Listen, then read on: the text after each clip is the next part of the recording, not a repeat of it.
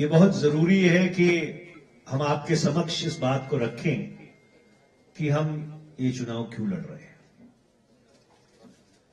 India गठबंधन ये चुनाव इसलिए लड़ रहा है क्योंकि हम इस बात से वाकिफ हैं और इस बात को कहने में मुझे कोई संकोच नहीं है कि जो लोग आज सत्ता पे दिल्ली में काबिज हैं, अगर वो फिर से कामयाब हो गए तो 2024 इस देश का आखिरी चुनाव होगा।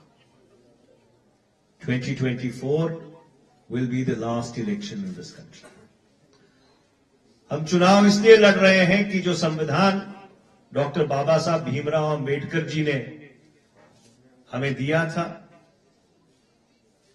उन्होंने और उनके जो साथी थे संविधान सभा में, जिस संविधान की उन्होंने संरचना की थी, उस संविधान की हिफाजत करने के लिए हम ये चुनाव लड़ रहे हैं।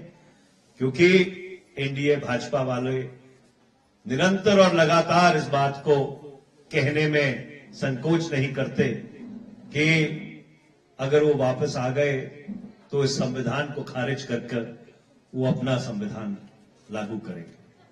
तीसरा, जिस भारत के ख्याल को सामने रखते हुए लाखों लाख स्वतंत्रता सेनानियों ने अपनी जिंदगी कुर्बान करके इस देश को आजाद कराया, उस भारत के ख्याल की हिफाजत करने के लिए इंडिया अलायंस ये चुनाव लड़ रहा है।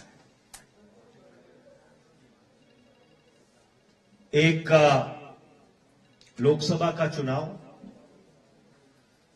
दिल्ली की सरकार बनाने के लिए लड़ा जाता है और आज पहले चरण के मतदान के बाद मैं ये बात बगैर किसी हिचक के कह सकता हूं कि 4 जून 2024 को इस देश में बदलाव होगा और इंडिया अलायंस की सरकार बनेगी। भाजपा दक्षिण में साफ है और उत्तर में हाफ है। ये 400 तो भूल जाएं, ये 150 नहीं पार करते।